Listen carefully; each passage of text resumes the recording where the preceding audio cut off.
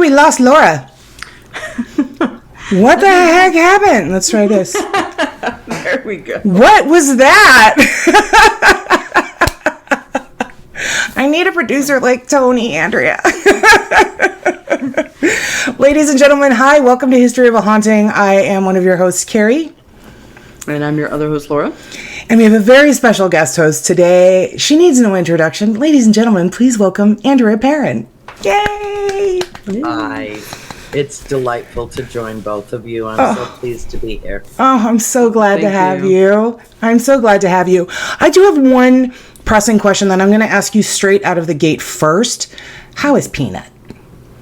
Peanut's asleep over on her pallet right here. Is she? Okay. She is. And when she wakes up, she'll say, "Can I get in your lap?" And I'll bring her in, and she's had a very busy day. Has she? And, a lot of activity today, so it's there's a little bit of nap time involved right now. Good. But she'll come swooping up into my lap at some point. Okay, good. You're welcome. You're probably going to get to meet Laura's cat, Eddie, because he does the same thing. So, yeah. Yeah, a lot of times. I think the other two are outside, so if he's left in the house by himself, yeah, he'll for sure be trying to open my office door. Great. That's what he does. And You'll the hear thing him is out about there them, meowing they and banging can't. the door. Well, guys, we brought Andrea on to sit down and have a chat with her about all kinds of stuff. And as I had mentioned, we have been promoting you for the last several weeks, Andrea. And as everybody knows, the one thing that most people know you from is that it was your family that the very first Conjuring movie was based on, and your time in the Harrisville farmhouse. But what a lot of folks don't know is that you study UFOs and ufology. Am I saying that correctly, ufology? Yes. Oh, good. Okay. Good. So let's talk for just a little bit about the Harrisville farmhouse. And is that what you guys called it when you lived there, or it was just the house, or how did it get that name? Is it just because it's in Harrisville, Rhode Island, or? Yeah, but it was, unfortunately, it's got the tag as the Conjuring House now, but it's actually the Richardson Arnold Estate. And when we bought it, everybody just referred to it as the old Arnold Estate. Oh, okay. It was actually built by the Richardson family, and then through marriage became the Arnold family, because it was built back in a time when women were not legally allowed to own property. Okay. Gotcha. The good old days. Yeah. The good old days. So now you have written a series of books about your time living in the home. And now, did you live there for 10 years? Or yes, roughly it was 10 years. Roughly 10 years. Okay. Yeah. Well, my mother found the house in June of 1970, bought the house in December of 1970. Okay. After all the, everything that goes into buying a house, especially buying an estate that has 200 acres, there were surveys involved and all kinds of things that had to happen before my parents could close on it. And then I think they signed the papers the first week of December. Mr. Kenyon was not yet ready to move out. The house that his son was building him on his own property in the village was not ready yet. Oh. And my mother was under no circumstances moving her family over Christmas holidays. So fair. We waited several weeks before we moved in.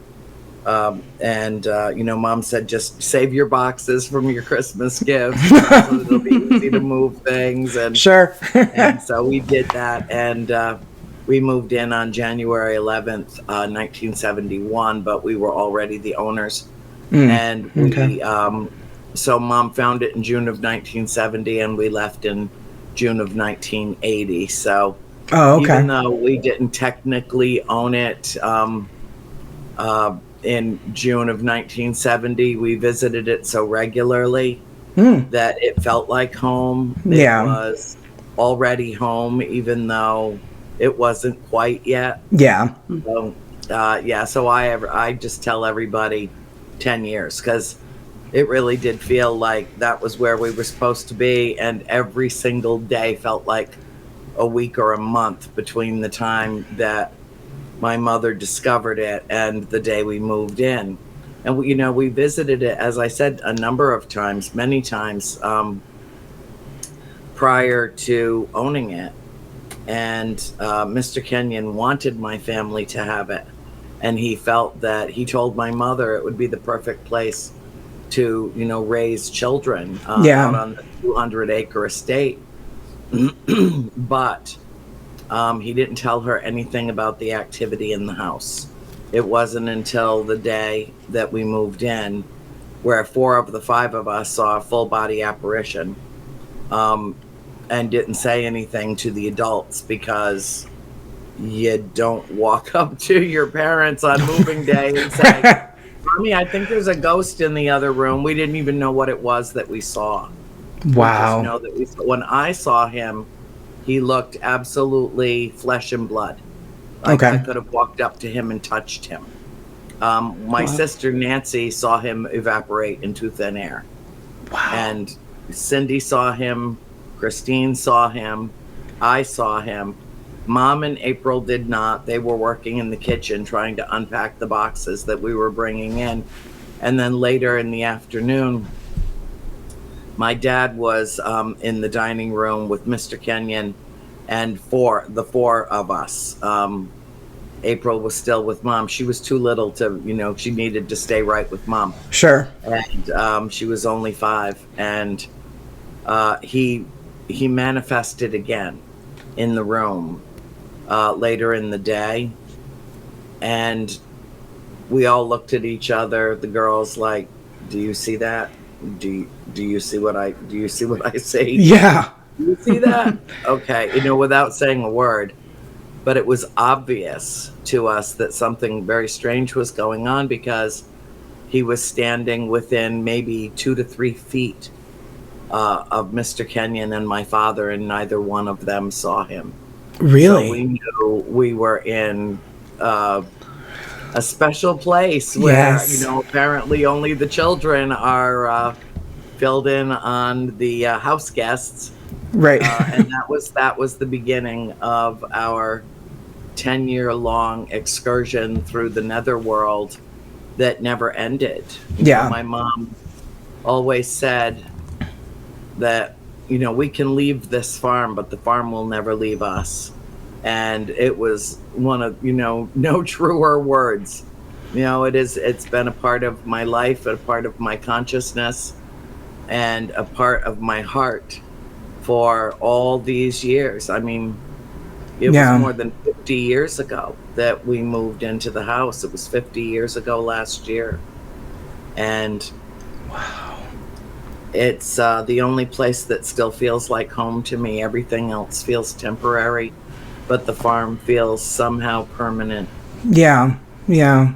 And you have said that for a very long time, that you just feel such a strong connection to the location. Obviously, Hollywood, especially a James Wan movie. I'm such a huge fan of James Wan, the Saw movies. I'm a fan of horror movies and scary stuff. But obviously, Hollywood is going to pick out the parts that are the scariest that they can show. And from watching your show and seeing other things that you've been on, you had said that there were some things that happened in the house that he actually couldn't put in the movie because they were so scary. Is that correct? Did I hear that right? Yes. Yeah. Yeah. He read my books and said, "Oh, hell no. Really? We can't tell this story because it will run people out of the theaters." And the executives at New Line Cinema and Warner Brothers agreed with him. Wow. It would have just been too intense and people wouldn't have been able to handle it. Yeah. And, meanwhile, I'm thinking, well, I don't think of it as a horror story. Yeah. I don't. I think of it as a love story with a wicked supernatural twist. Yes. You know, but it's Yeah. not. That I it don't definitely think was it's a that. horror story. No, Yeah. it just doesn't even have that feel. I mean, The Conjuring got things right to a certain extent. You know, they cherry picked a little bit from my books and mostly relied upon the case files of Ed and Lorraine Warren, which they also finagled with. So they basically came up with their own third story. Right. And admitted that and said, you know, it would be impossible to compress the 10 years that you spent there into a 2-hour film. That's an impossibility. And so they kept what they could and what they thought would be socially acceptable and not too terrifying. And the other issue was that James wanted to make sure that he got a PG-13 rating. Really? For the film. And I was with him out in California when the MPAA came down with their rating and they gave it an R, and that man's head blew off his body. I mean, he was so upset. Wow. And he said, I want a reason why. I need a reason why. I called them back. I want a reason why. Yeah. There's no real violence. There's no gratuitous sex. There's no bad language to speak of. There's no, you know, we deliberately made this as family friendly as possible. Why are you giving my movie an R? Yeah. And about 15 minutes, his assistant came back to him and handed him a piece of paper, and he read off of it and then showed it to me. And it had 4 words on it. The answer from the rating commission, the MPAA, it's just too scary. Wow. And that's like, really... People have no idea. You know, really, you have no idea. That's really saying something, because he's kind of known for his gore. His movies, Saw, and he's really known for those movies, and it's like, I never saw any of that. I don't pollute my mind with that stuff. I've never seen any horror movies in my life, except for The Conjuring, because I had to. Right. And that was it. I've not seen any of the other movies in the series. Yeah. I don't watch horror films because I find the medium of film itself is so compelling and so striking that it's like searing images and memories into your brain that you can never unthink and unsee and unfeel. And I don't want that kind of negative stuff in my mind. Yeah. I'm into British comedy and Hollywood musicals. You know, that's my favorite thing to watch. It is. Ab is my favorite show of all time. Yeah. Absolutely fabulous. Yeah. Yep, it is. And it's a wonderful show. My favorite of all time has to be of the British stuff, Downton Abbey. Downton Abbey. Yeah, that was great for me. I have always wanted to watch that. I love Maggie Smith. I haven't had a chance to. I don't really watch a lot of television and movies these days. I think Game of Thrones, I liked Game of Thrones, and I'm a huge Doctor Who fan. I just love Doctor Who so much. It is so fun. Doctor Who number 7, I believe, wrote to me, loves my books, loves my books, and wrote to me not long after I published the 3rd book, and has been on my friends list ever since. And I'm sorry to admit I can't even remember his name, but I know, I'm like, oh, number 7. I think that was Tom someone. My son would know. He's watched them all from the very beginning. Yeah, but I used to years and years ago. I was a Doctor Who fan. I was always a Trekkie.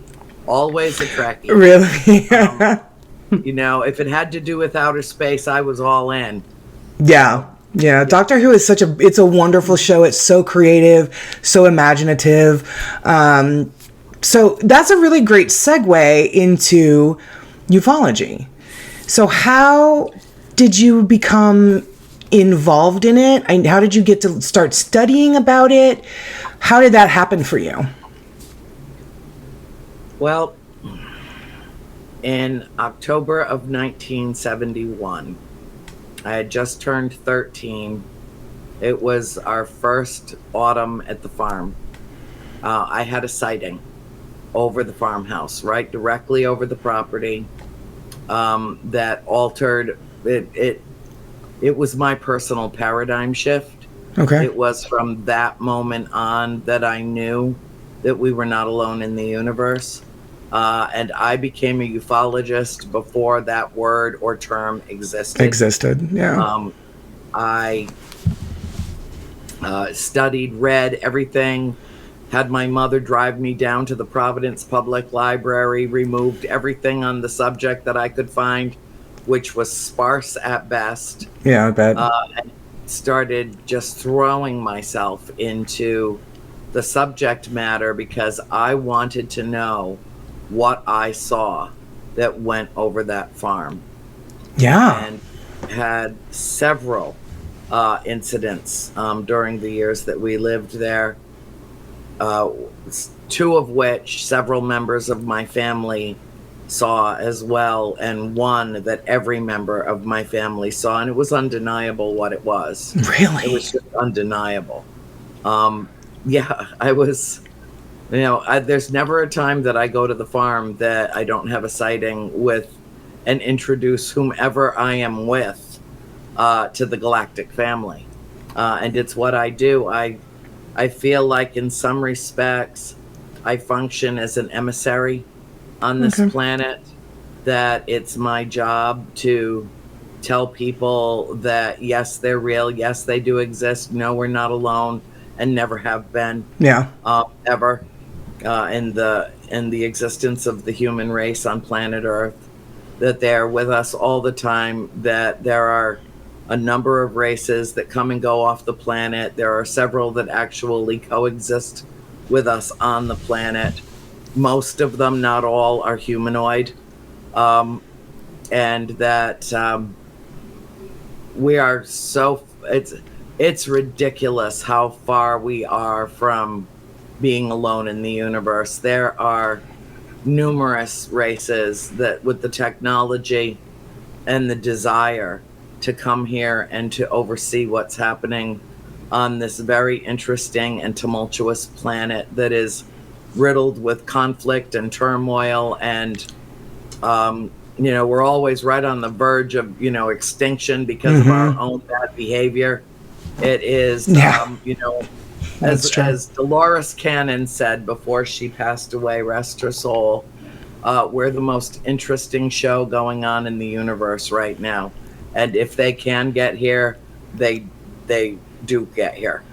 Yeah. See what's happening, and not to interfere in our evolutionary process, but to simply let enough of us know on planet that we are here and that we do have a galactic family that cares about us, that is not here to threaten us. If they wanted to harm us, they could have done so millennia ago. It's not about that, which makes me crazy. Because, the government wants you to think that somehow they pose a threat. And they know better.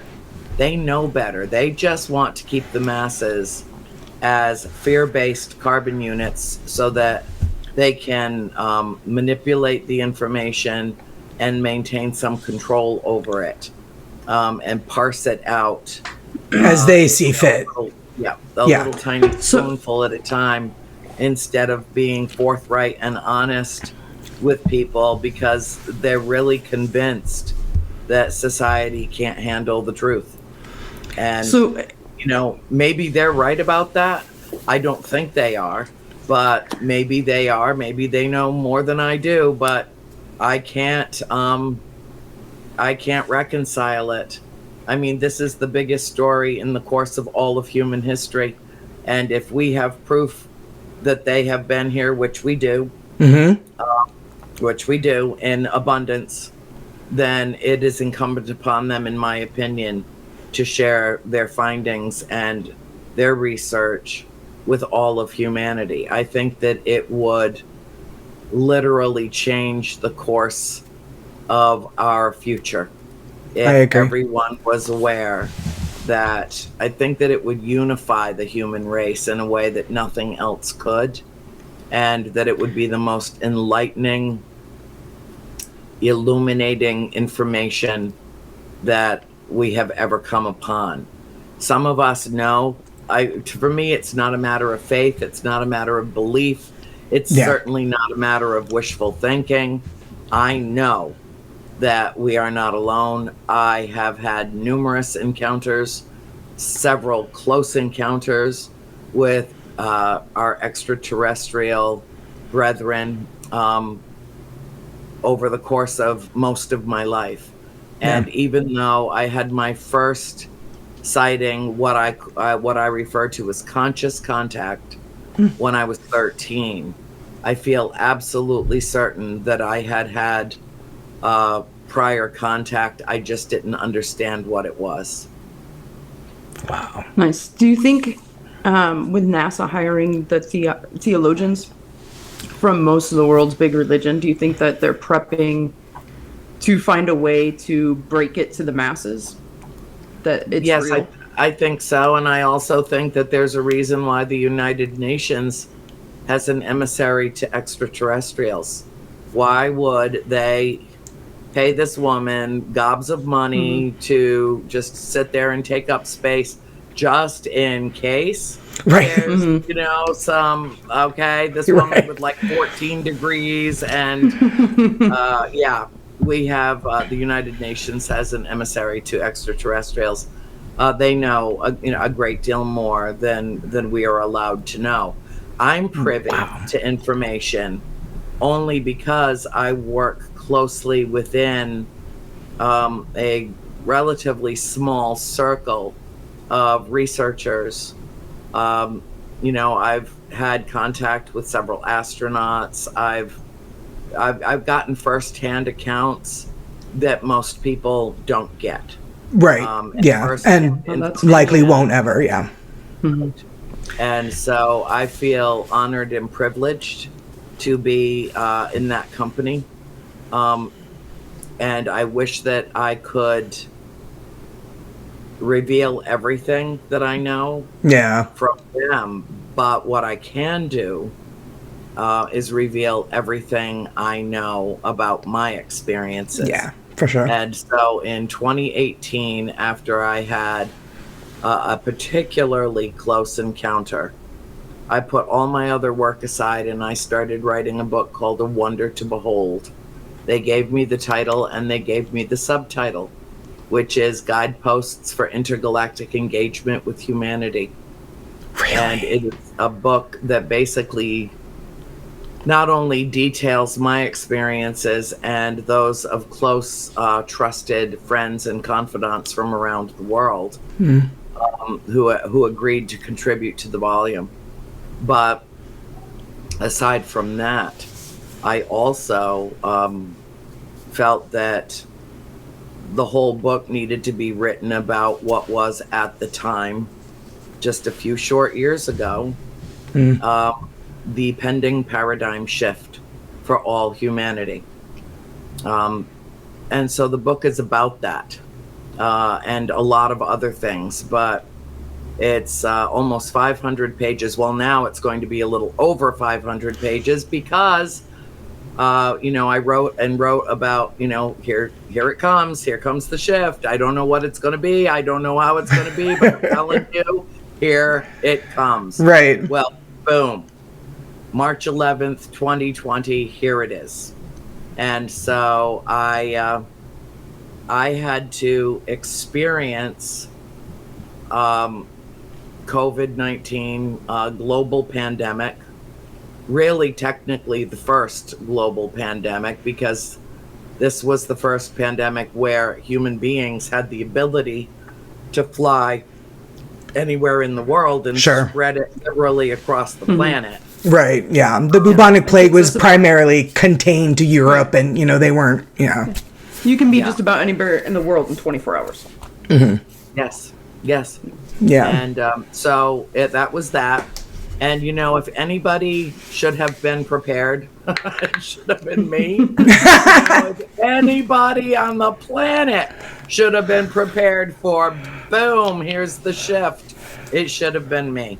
It leveled me.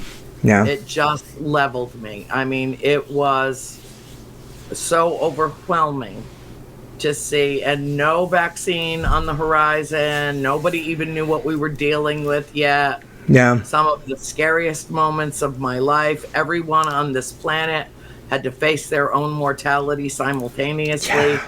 People were dropping like flies.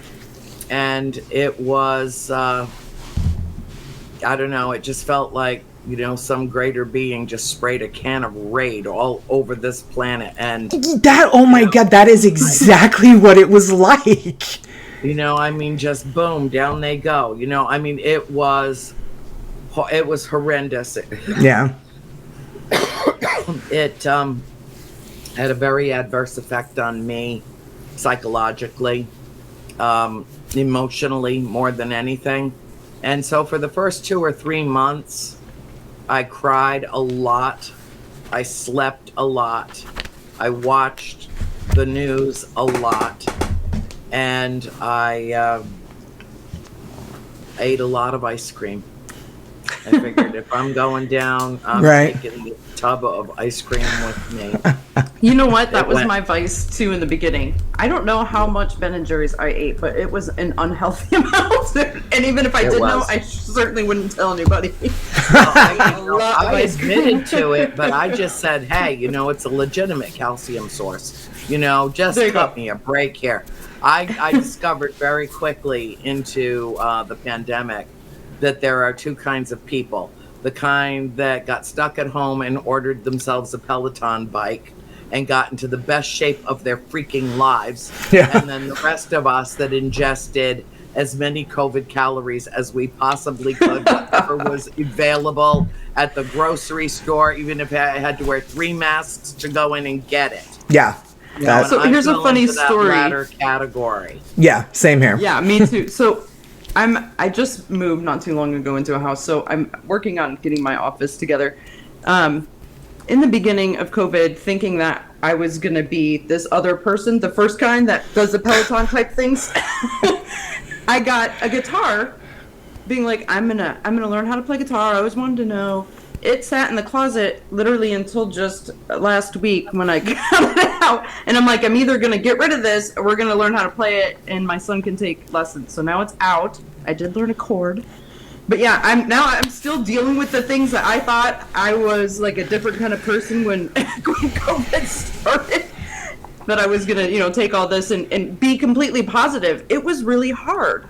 You kind of started out like, oh, it's nice to kind of have this downtime. This forced downtime to force you to stay at home and focus on, it was, like, oh, I can focus on some hobbies, put some time into things that I didn't have time for. It makes you slow down.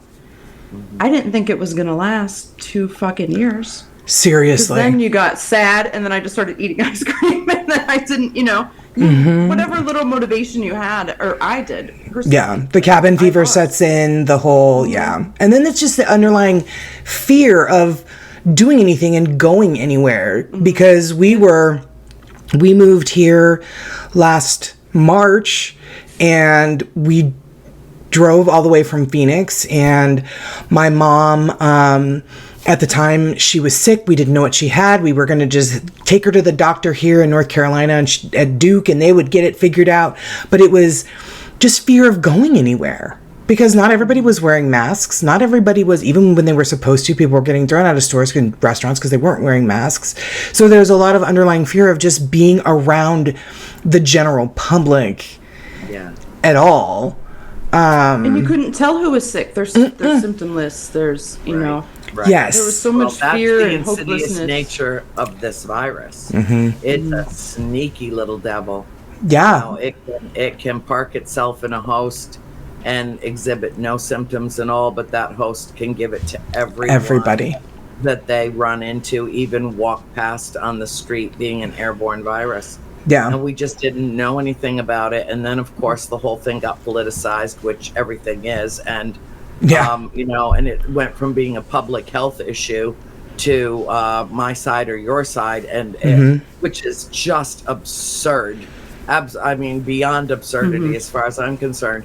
And then when we were just getting to that point, a sick and twisted police officer put his neck on the knee of a helpless, defenseless man and killed him. Yeah. And the death of George Floyd, the murder of George Floyd. Yeah. Just wanton disregard for human life. It was the first time I had ever seen someone die. Yeah. It had a very profound effect on me. Me too. With hubris that I don't think that anybody can even wrap their mind around, when there were 4 officers that could have helped this man and instead choked the life out of him. Yeah. And we're so sure that there would be no culpability for them that they didn't remove the phone from the 17-year-old girl that filmed it. Yes. And then put it out worldwide. Yeah. You know, I mean, anybody that felt that the way I did, we all marched our feet bloody. You know, took every risk to go out in large crowds when we had spent months and months and months avoiding interaction with anyone, because this was more important than us collectively, because it dealt with us collectively, and it sent shockwaves around the whole world. It affected, you know, multiple societies in myriad ways, and is still ongoing, and brought some very dark, toxic things in our society to the surface. Oh, so much. That's what really the paradigm shift is all about. Yeah. You know, because if you look at the evolution of COVID, and the subsequent variants and so on and so forth, I mean, you can see how people have changed through this. Suicide rates have gone through the roof. Drug overdoses have gone through the roof. The youngest generation, 30 and younger, are struggling daily with mental health issues. In the last 30 days, according to the most recent poll, 25% of the youth of this country have considered self-harm. Those are shocking statistics. And I think that they are probably lower than what is reality. And so that begs the question, what is our new reality? What is this? Yeah. And then, of course, because, you know, we hadn't had enough pile on, then a monster named Vladimir Putin decides that he is going to invade a sovereign country that poses no threat or risk to him at all, and blow away every man, woman, and child and animal that he can set his sights on. And what's going on there? I mean, I knew it was coming. I knew in November that he wasn't just going to amass, you know, more than 100,000 troops at the border and then just say, "Oh, just kidding," just to chill there. Everybody go home. Yeah. You know, and so many people that were in denial. Oh no, he'll never do that. Oh my God, it'll trigger World War III. Oh my God, he's never going to do it. Well, he did it. He did it. And, you know, we're more than a month now into the worst thing that's happened since World War II in Europe. Yeah.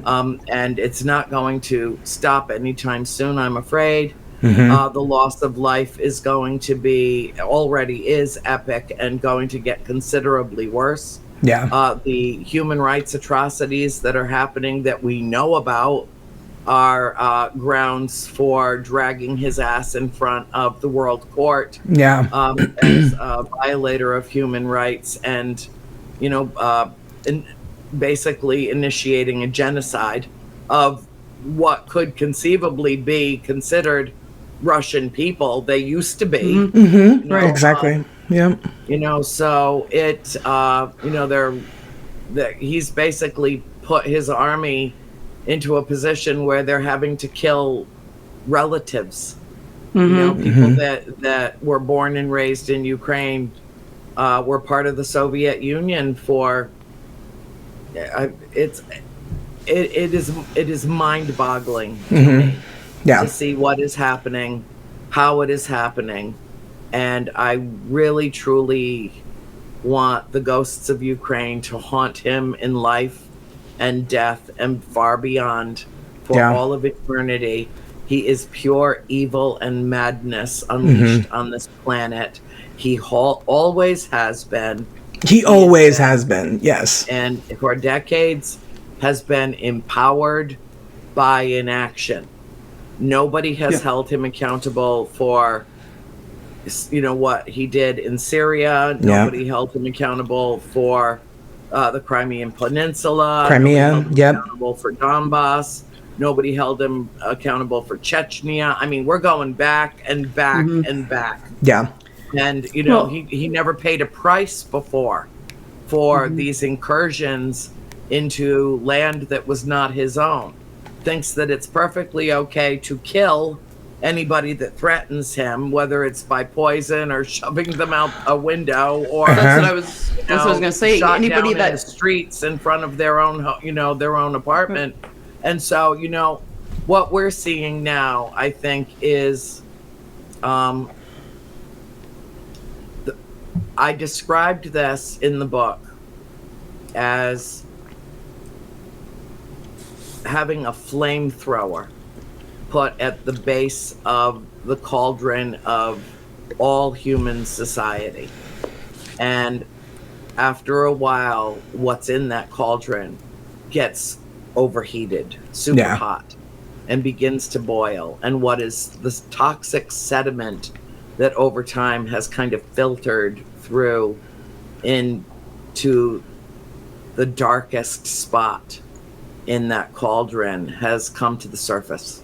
Yeah. And is being hit with the white hot spotlight of scrutiny, and is in its own right a form of spiritual illumination. Yeah. This shouldn't have to be how humanity wakes up. I know. And begins to see with new eyes what our old reality is, and decide to change it. And that's what's happening now. So I felt compelled to write about my experience of the pandemic, and about George Floyd, and about the fact that Beirut basically got blown off the planet because of neglect and greed, and just exploded into nothingness. And it was a news story for 3 days, and then the whole rest of the world forgot about it, except Lebanon. I mean, that these are things that we need to examine about ourselves. And, are we able to evolve beyond this rather primitive, dualistic mindset that dictates fear to us? I think the greatest dictator on earth is fear itself. And it is. All other dictators and autocrats rely upon it to control and take power over the masses. And Putin is just one glaring example, but there are plenty more. Including Xi Jinping, Kim Jong-un. I mean, I could, a list all the way down my arm. There's 60 dictators that are in charge of numerous countries around the planet right now, that call all the shots and keep all the money for themselves, and let their people suffer and starve and die because greed. Yeah. That's what I think that we will ultimately need to confront on the other side of this, so that we can not only imagine but create a world where one man no longer has the power to hold the whole rest of the world hostage, to hold the sword of Damocles to the throats of all humanity with his nuclear arsenal. We need to self-reflect. We need to examine our journey, and we need to change course. We, capital W-E, humanity, needs to make a change, because if we do not, and if we continue, I look at the images out of Ukraine, and I want to gag when I think of just, oil depots in full flames, that the black residue of that oil just going up into the atmosphere. Well, I breathe that air too. Yeah. And I am just as pissed off about it as anybody in Ukraine, in terms of losing their ability to have facilities to hold their natural resources, whatever they happen to use for power.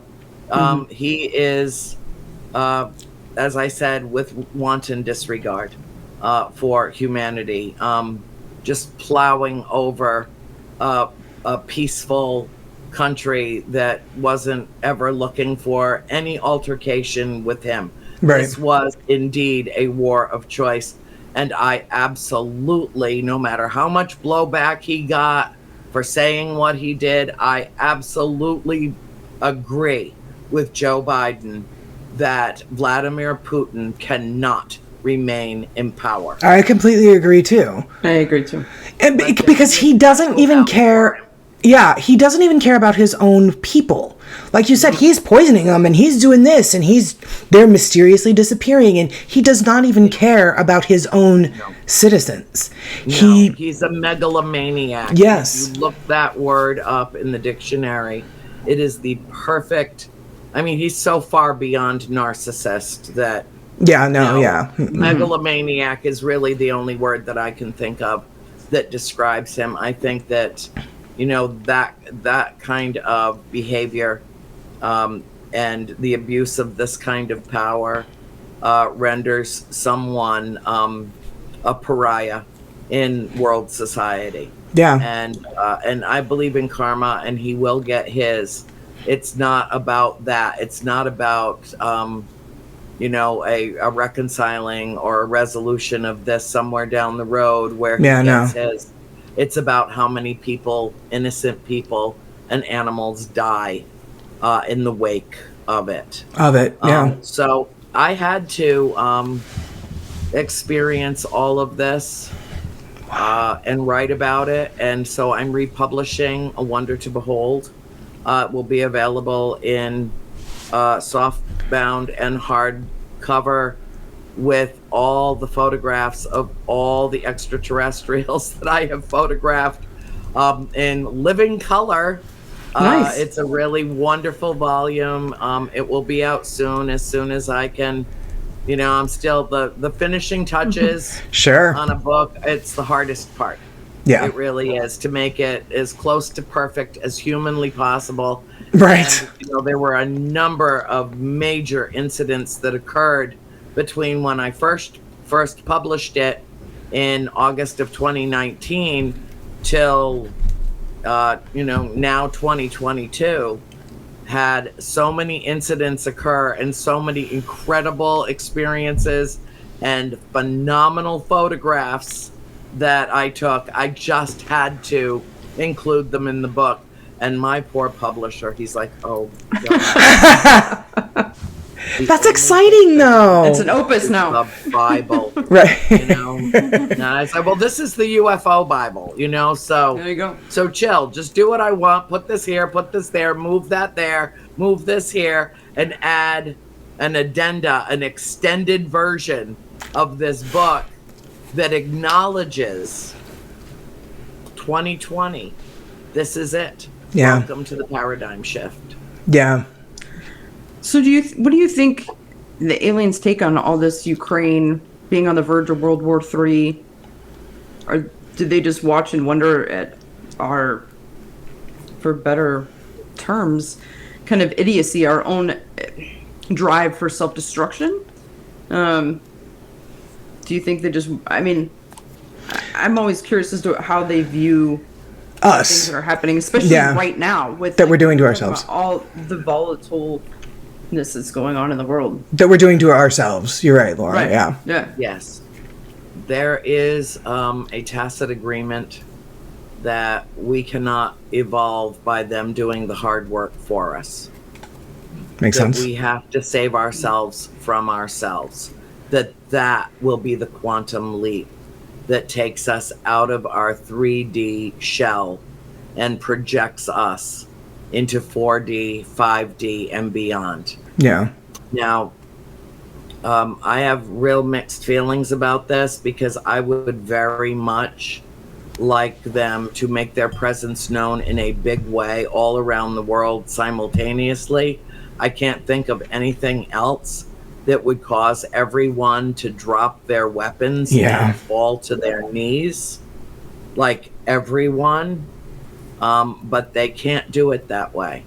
Instead, what they're doing is making personal contact with hybrids, people who share some of their DNA that are on this planet. They make connections through individuals who they know love them and welcome them, and actually, myself included, beg for them to get their asses down here and do something about this before we blow ourselves to freaking smithereens. Yeah. But I also understand their position, and I understand that they can't evolve for us. They already evolved. Yeah. They're already where they are, that they're actually able to be here and care so deeply about us. You know, they have an intrinsic understanding that reality is multiple dimensions. It's multiple layers of what some refer to as the space-time continuum, all folded all over each other, you know, creating all of consciousness and all of existence, all of it being one thing. But if you think like a layer of phyllo dough, if you're a baker, especially if you have any Greek blood in you, if you lay out phyllo dough and you pull back this very, very thin layer of the dough, there's many, many layers beneath it, and yet it's all one. That's the dough. Yeah. And so to me that seems an apropos metaphor to describe the dimensional nature of the universe. You know, we don't live in a 3-dimensional, 5-sensory world. We live in a multi-dimensional universe. We are part of the whole. The whole is part of us. Yeah. We are them. They are us. And we, capital W-E, are one. And until we come to a full realization of that oneness in all existence, will we be able to leap beyond our very, very limited understanding of ourselves, of this living planet that we exist on, and in the universe that we spin around with countless other organisms and life forms, including some far more intelligent and technically advanced than we are. I believe that we're all related in some way, shape, or form. I refer to extraterrestrials not as aliens, which has such a very negative connotation. It does. That word, not as aliens at all, but as our galactic family. And my job down here is to have experiences and share them, and have more experiences and share them, and then have some more experiences and share them, and not be afraid of anything or anyone, because I know that I'm just here doing my job and that I am protected in perhaps unusual ways, but protected nonetheless. And I'm one of many, many thousands and countless, possibly millions of people who have had numerous experiences, not just with spirit, but with the galactic family. And really what we're having to do now is to wash away the fear so that people will stand up and speak their truth, and speak truth to power, and speak truth to the universe, and in numbers sufficient enough that our invitation to them will ultimately it will ultimately result in a coming together that is so significant and so profound that it will change the trajectory of human evolution across the globe, with a wave of consciousness raising akin to a tsunami. Wow. That would be something really miraculous. I think that there are so many people in this world that are so staunchly, like, dig their heels into the ground, refusing to open their minds. Or even open their eyes to yes. truth. Yeah. To facts, basic facts. You know, not alternate facts, real facts. There are not alternate facts. Alternate facts don't exist. There are real facts, and then there's the made up stuff. Yeah, and I think that there's so many of them, and I think that we all knew that, we all have our differences, and you believe this and I believe that, but I think, especially with the pandemic, and I think in the last handful of years, a lot of true colors came about. And I know that I certainly saw it in some of my closest friends and family that I didn't realize that I just could not relate to them. Explode. That I just couldn't relate to them, and that they were like, that's fine, you can go too, Carrie, because what you believe is a bunch of garbage, and we are right and you are wrong. And it's just, I would love to see all of that happen that you mentioned, but I just think that this paradigm shift, I feel like it feels like decades. No, to it's not going to be decades, because so many of the people that are lower vibrational people on the earth are dying off. They are. In numbers that are staggering to me. Yeah. Just dying off, whether it's because, they are science deniers and refuse to get a shot in their arm that can save their life, or because they're just, the insurrection blew my mind, absolutely blew my mind. We're seeing some momentum in terms of accountability around that, but not enough, not fast enough. It is going to take some time to reconcile all of this, to pull all of this together. The like-minded mortals who not just believe or have faith or even, wishfully think that spirit exists and ETs exist. And, there are a lot of people out there who go, those people are nuts. Oh, 1,000%. 1,000%. Well, now the Pentagon, it's been released now that the Pentagon had a whole department researching UFOs. The government had to release tapes, where you hear fighter pilots discussing the fact that it's a UFO and there's no explanation for the physics of it. Like, that we as humans that live, we don't have anything that can go anywhere near it. And you can see it all on tape. That's what I don't understand anymore. Like, when you have the Pentagon having to admit that they themselves have been researching this for a long time. Yeah. So, more than 70 we know for years. sure that it's there. Yeah. Yes, because why would they pour multi-billions of dollars into researching something that none of them believe exists? Right. It's all one big fat lie. Yeah. There's just, and now they're getting caught on an amalgamation of lies. Yeah. And it is time for the truth to surface and to be revealed to the world in a very compelling way. And even then, there will be multitudes of people that just deny it. Yeah. I'm really not big on conspiracy theories. But I will tell you one thing. Our government for the last 70 plus years and not just ours, many around the world that were privy to the same information, were nothing but a pack of lying liars who lie so routinely that they just don't know any other way. And the thing is that they justify it by thinking that they're doing us all a favor by keeping us in the dark. That we'll live, long, happy lives in blissful ignorance rather than coping with the truth of our existence.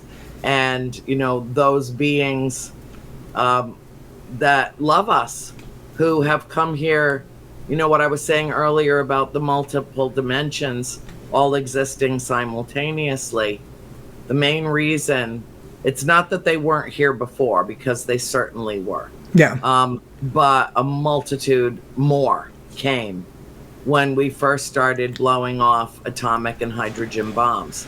Because every time we detonated one of those bombs on this planet, we were not only doing enormous damage to this planet, we were damaging other places in the universe simultaneously. Well, that makes sense. So when that makes total sense.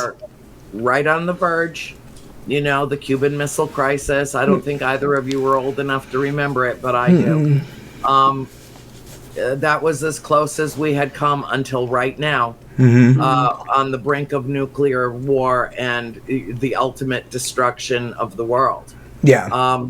And we came very, very close to disaster. Well, we're right there again. Yes, absolutely. This is a very frightening time to be alive.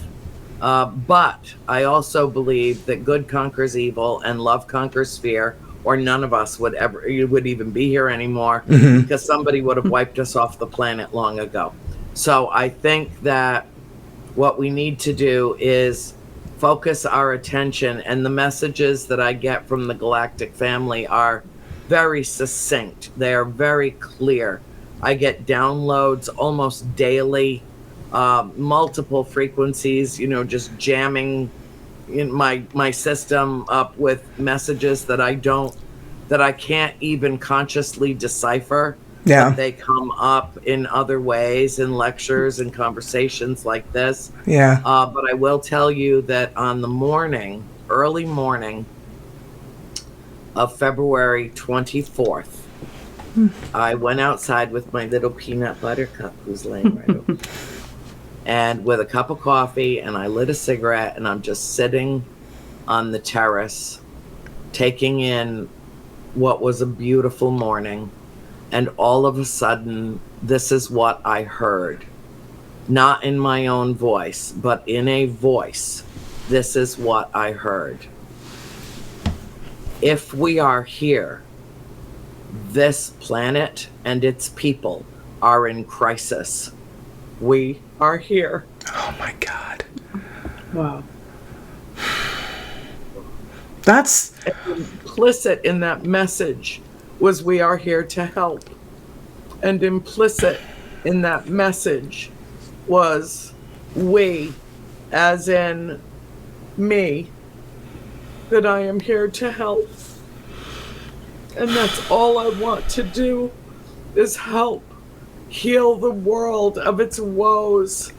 I can imagine a world where everyone loves everyone else just because they exist. I can imagine. I know that the place that I come from has no duality as we know it.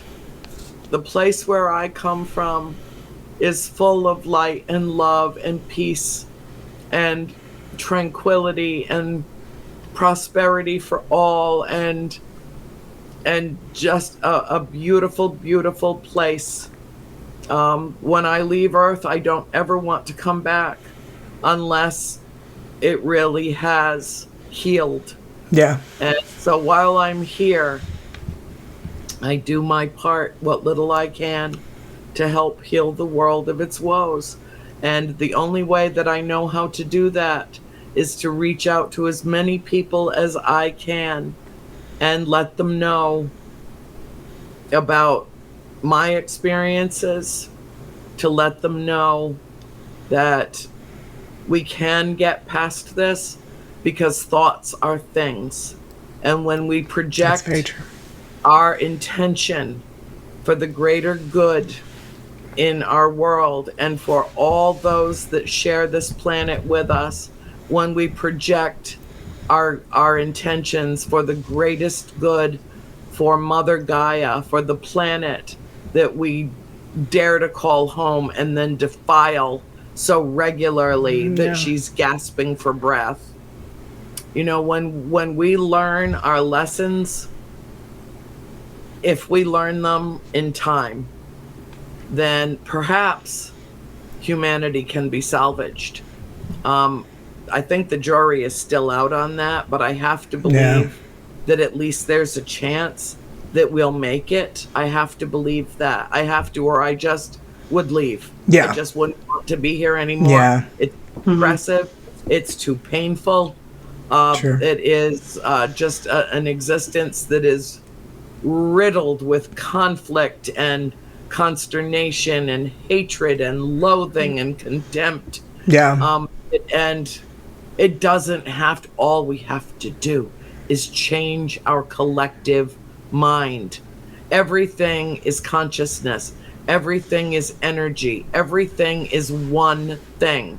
When we get to the place where we can pull all of that together and embrace each other without judgment and in pure love, I do believe that what is evil afoot in the land, what is evil, will dispel into the ether as though it never even existed, because ultimately, based on my own experience and my realizations through life, the one thing that I have learned about human beings is that our greatest superpower is love.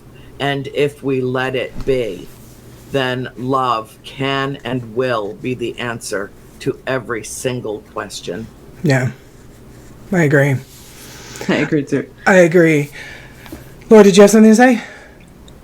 Oh, just to comment on that, like, I think one thing that really gives me a lot of hope is that people are really moving toward mindfulness and learning.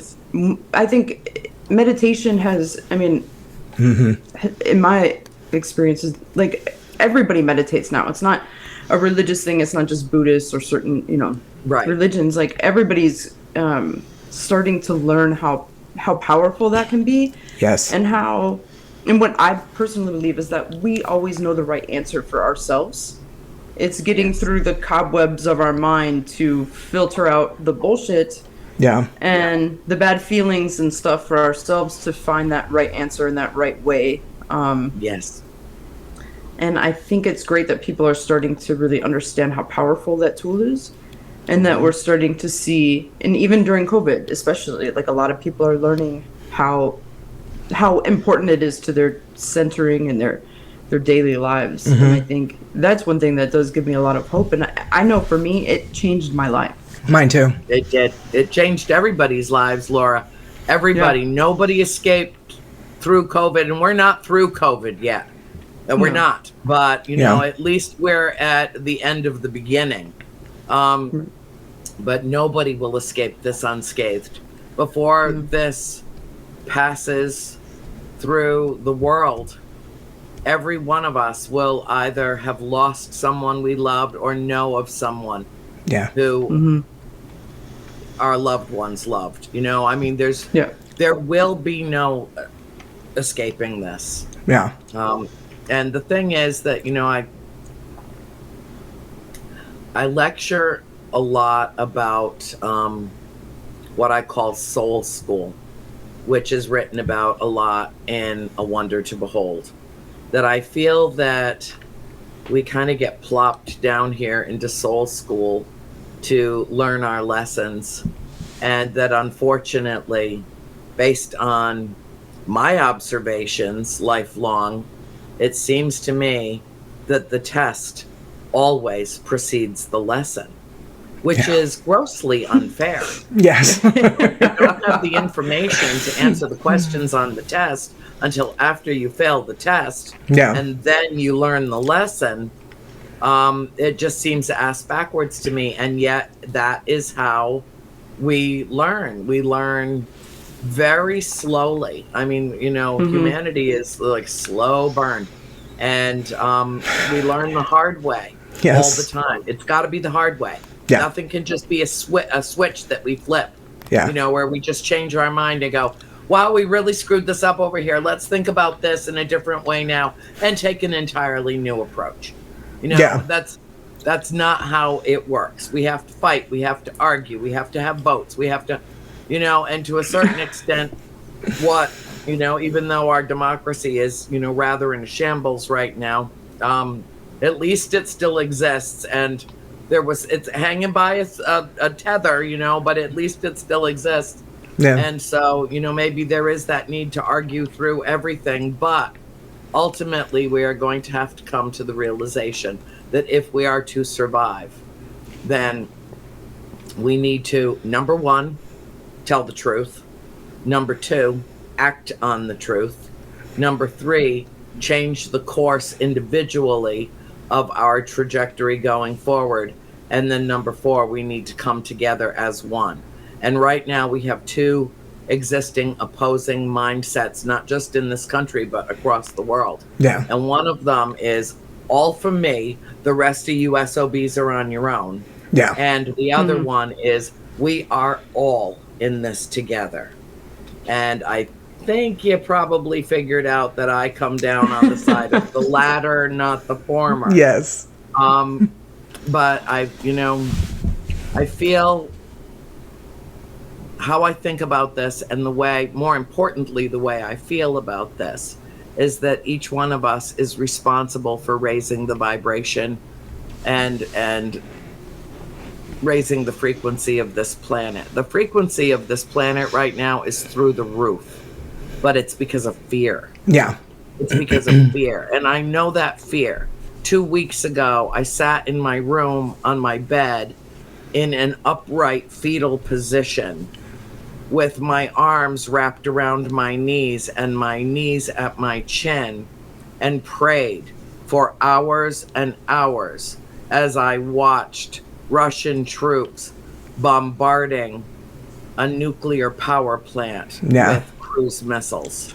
And I thought, these motherfuckers, this is the end. This is it. And they're not only going to blow themselves up, you stupid motherfuckers, you're going to blow yourselves up, and then you're going to pollute the entire northern hemisphere so that it will be unlivable for half of an eternity.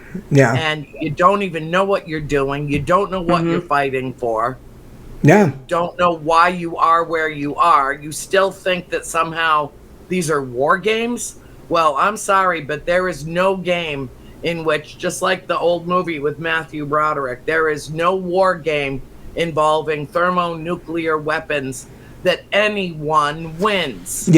There's no winner. We all lose. You stupid sons of bitches. So I've been in a state of heightened agitation. Pardon my language. I'm so sorry. We say it all the time. Language, so, I actually said fucking idiots under my breath, and I was like, oh, I hope they didn't hear me say that.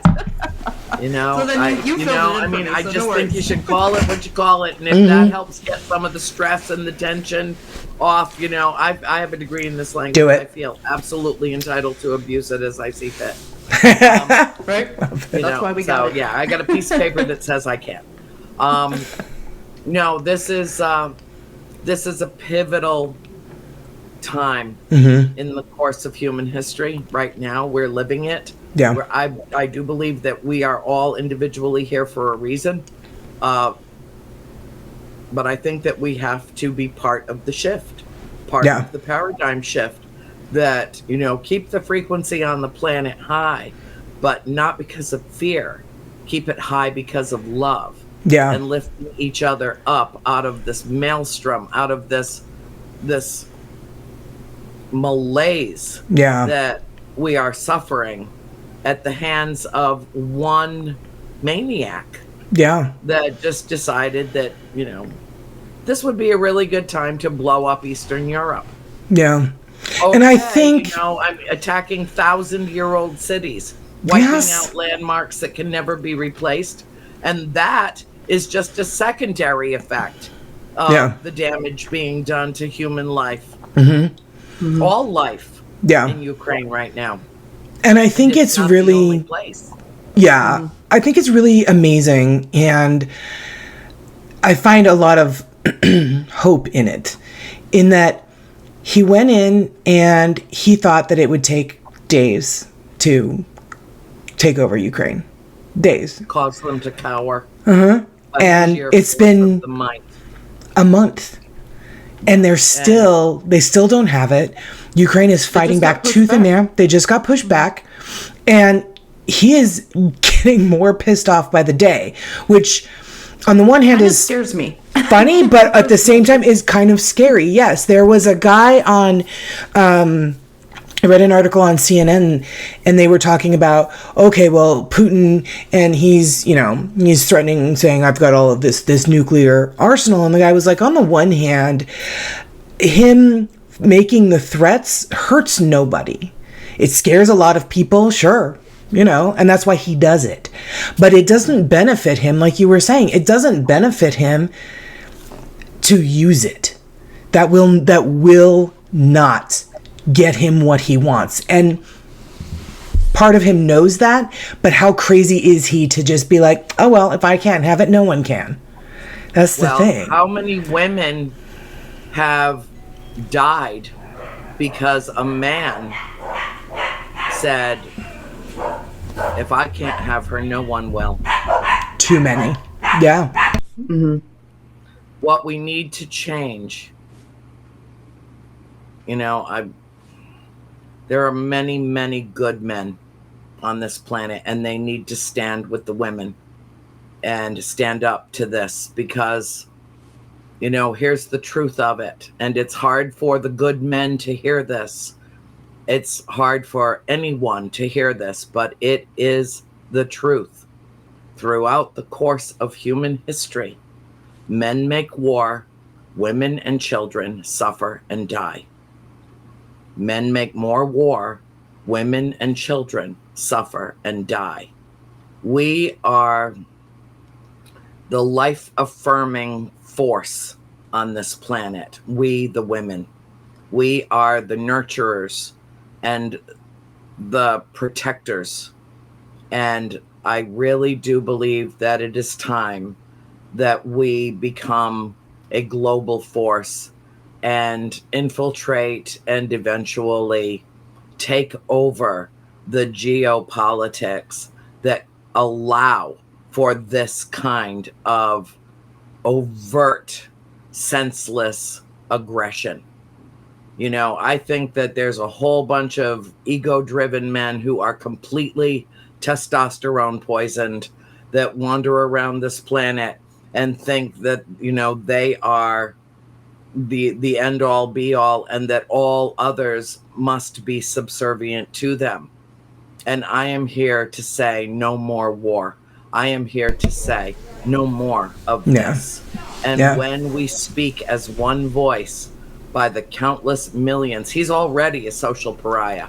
His country has been decimated financially, and we're just getting going. We are punishing. I'll be republishing my book about this, but we are punishing a lot of innocent people doing what we're doing as well. I mean, there are people in Russia, little children in Russia, that don't understand why, even though they don't have ballistic missiles exploding in the tops of their apartment buildings, they still don't understand why mommy can't get any milk or bread. They still don't understand why mommy and daddy, who were fine a month ago, now suddenly don't have any money. This is why the masses have to suffer, because of the whims and the fury of so few. That's what needs to change. that ultimately needs to be the lesson learned in soul school. And if we don't get there really, really soon, like within my lifetime, God willing, then I don't think we're going to get there at all. And we are doomed to self-destruction. And I don't want to be around to see that. I don't. No. I want to be at ground zero if that's what happens. Yeah. And just have it be lights out and sayonara, and I am never coming back here. I do not want to come back here. I really do believe, as I wrote in my book, that at some point there was some clerical error made in the cosmos that assigned me to this in the first place. I mean, somebody put a piece of paper in the wrong outbox. And I, not for a moment do I think that I agreed to this, knowing what I would be, being born into. But I will tell you that I have felt very much a misfit on this planet my whole life. I've been, fake it till you make it since I was knee high to a grasshopper. And only in about the last 10 years or so have I realized what my mission is, and have I completely recalibrated my life to accommodate it. Really? Completely. I just I just wiped the slate clean and started all over again. I had a great job. I had a great career in the theater company of Rhode Island. I'd been with the company for more than 20 years. I loved that aspect of my life. It was such like a decompression chamber compared to the job that I had. Yeah. So my days were full, my nights were full, and I was blissfully happy knowing what I knew, but not sharing it.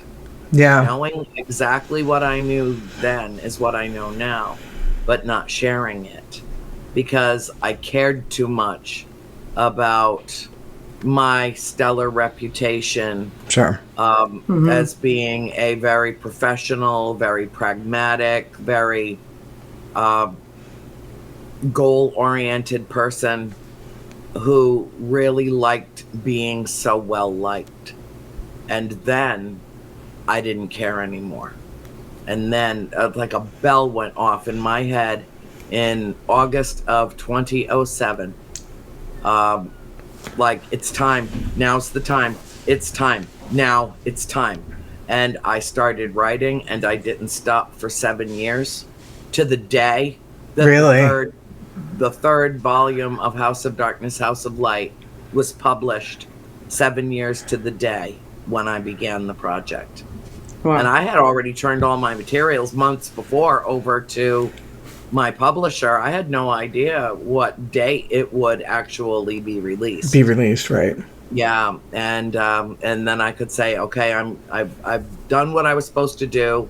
I put this out in the world, and then I lost in 2017. We lost my baby sister April. Yes, and today is her birthday, correct? And today is her birthday. Today is her birthday.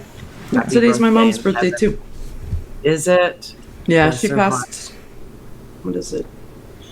Almost 9 years ago. Well, it's been 5 years for April, but it's it still feels very fresh, like it just happened. That. It's not the kind of grief that you just learn to live with it. You never actually get over it. Right. You just assimilate it and learn to live with it. And she does make her presence known around us so frequently in very profound ways that, as much as I miss being able to argue with her and, because we did a lot of that. We did. I mean, we were polar opposites. And yeah, we'd mix it up from time to time, and I'd give anything to have her back, even just one day. Yeah.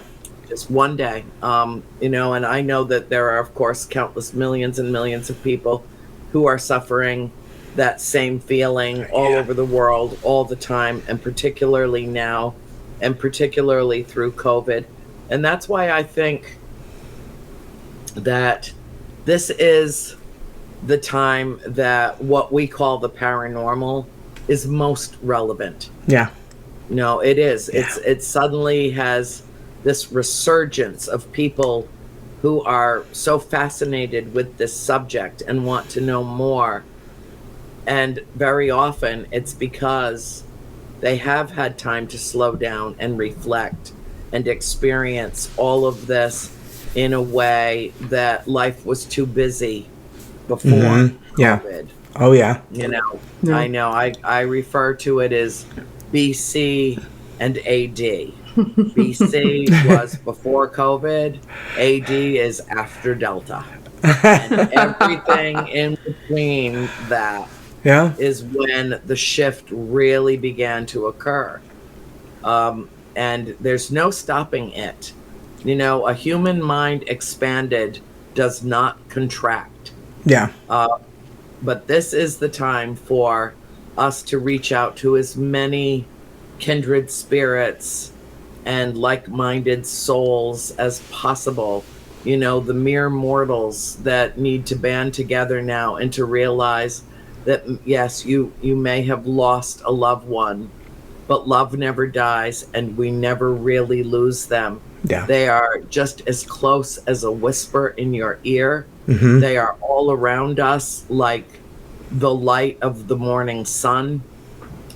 They see us and know what is happening with us. They watch over us with tender, loving care, not just our immediate loved ones, but our ancestors as well. Yes, they do.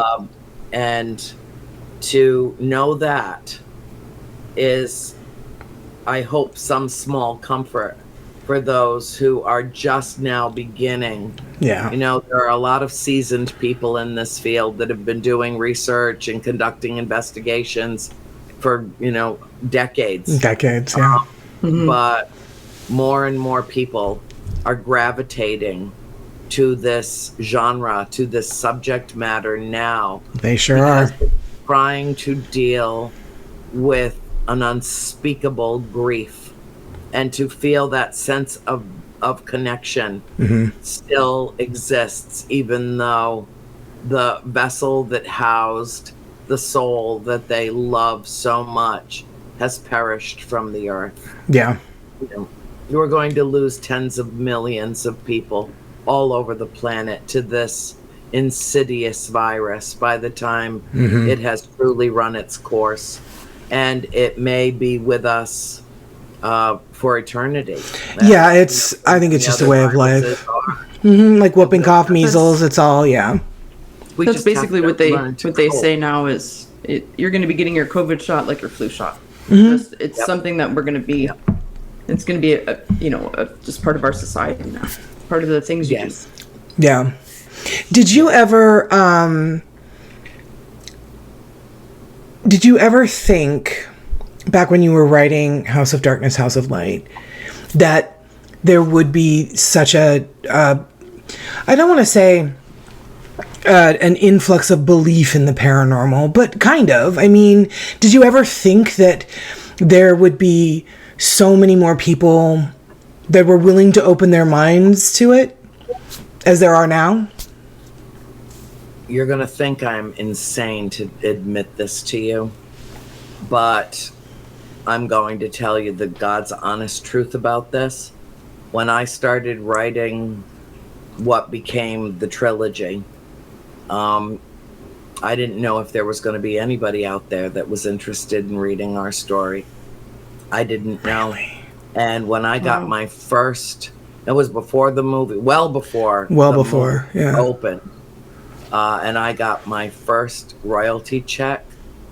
It was for $113, and I had depleted tens of thousands of dollars of all my life savings so that I could afford to continue to live while I wrote the books. To, the exclusion of all else. I didn't have another job.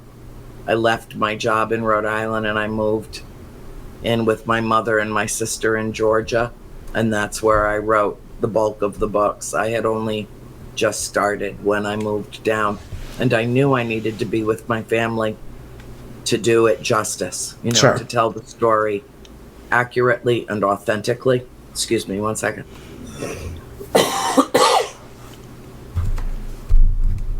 Ooh, that burned. Ooh. Oh, hold on a second. Oh, look who's awake. Ah! Hey, Peanut Buttercup. Behold. Behold. This is... Kisses.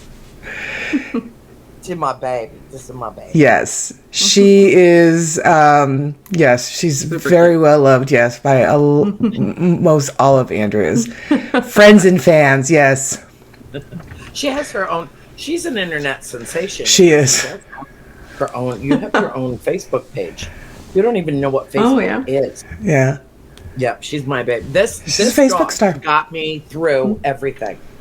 I found her and saved her about 3 weeks before I think I was able to scoop her up and rescue her. I think it was January 15th of 2020. Yes. No, mommy needs this nose because it kind of fills out my face.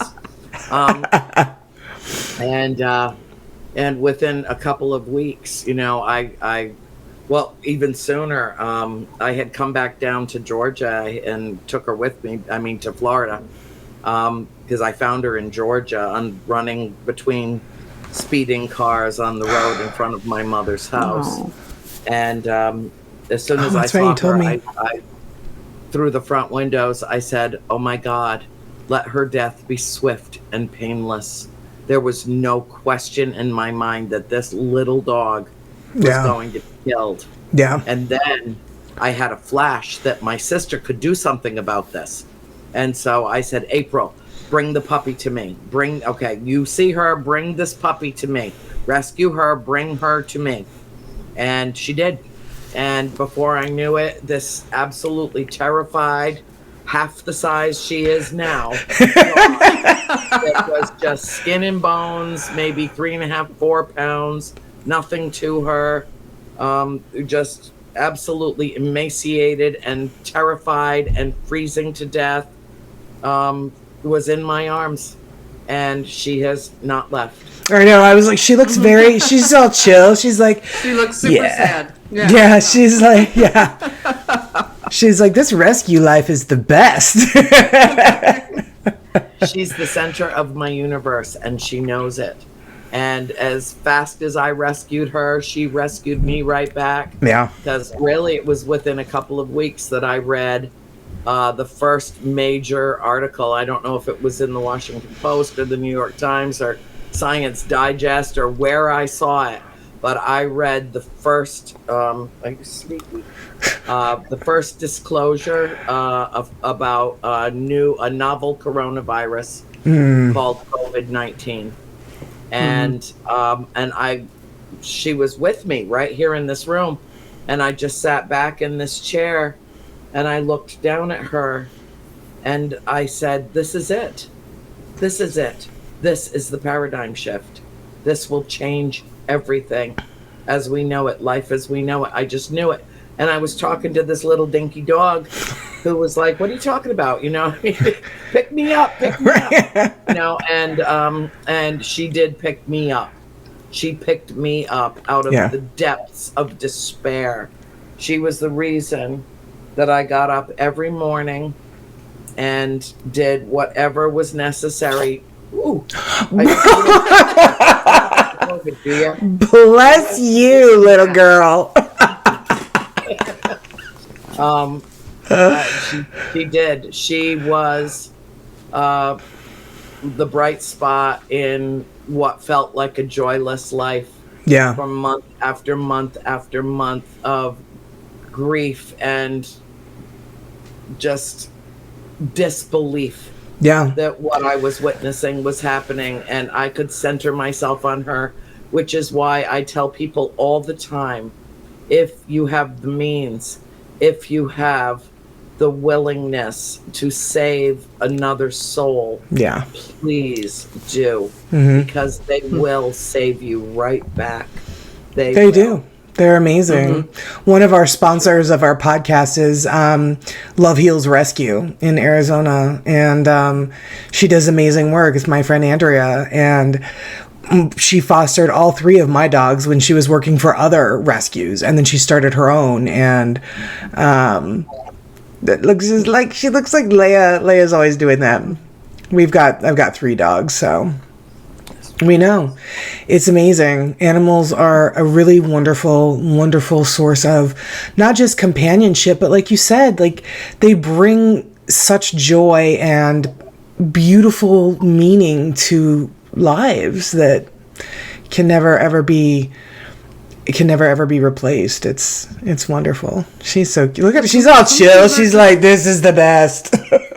And when you're feeling down, I mean, there are reasons you like, okay, I gotta get up, I gotta take care of the dog, I gotta feed the cat, I gotta, they'll come and get you if you don't. So, it's nice. They they kind of force you to get you.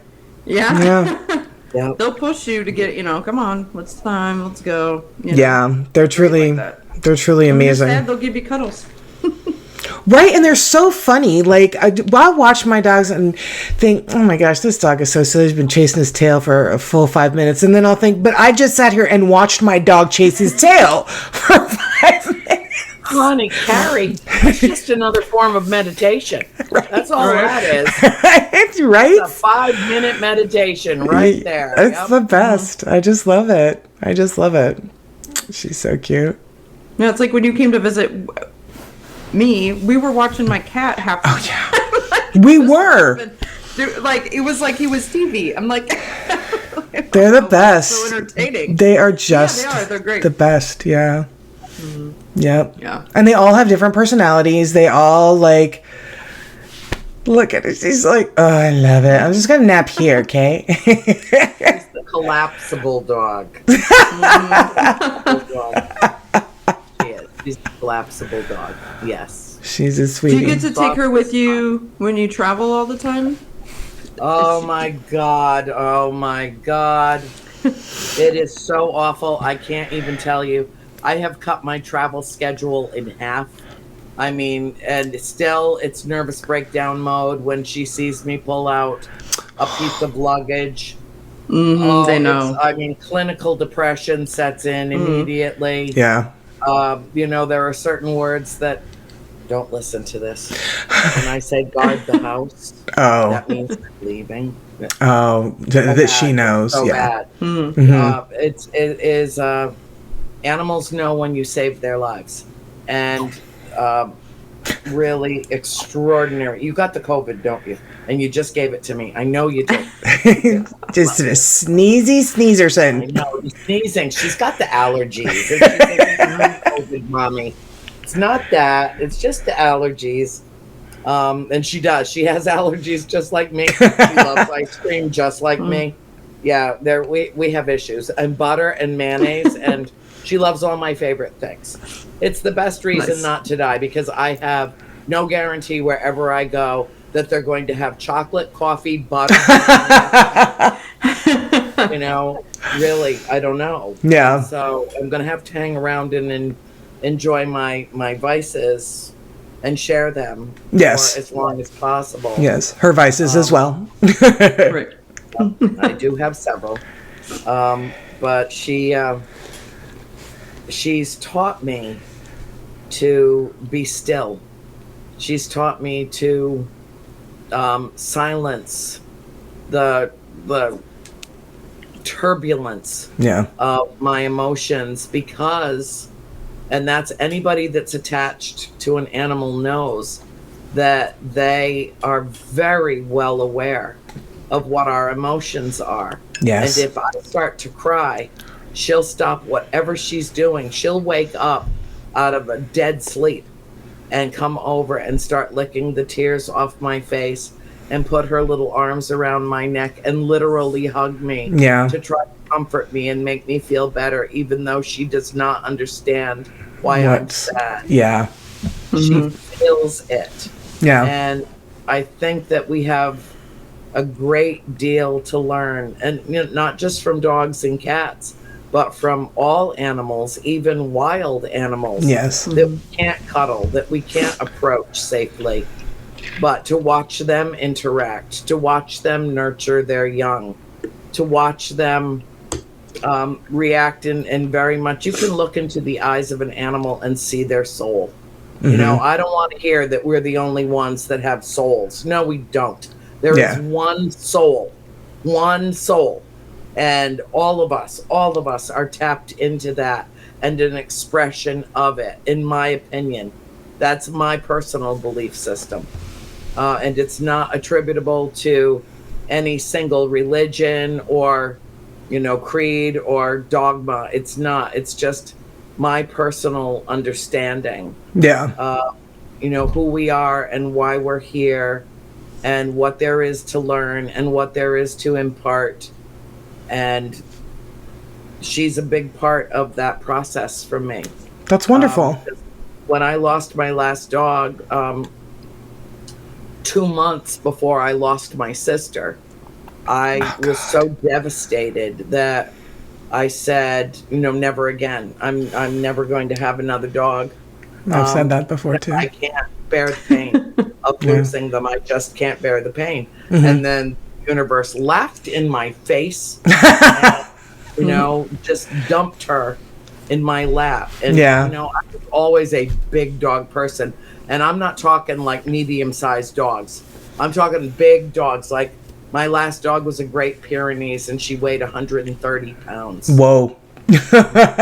Yeah. And then I like the big dogs universe too. laughs and dumps this little dinky dog. 3-pound dog.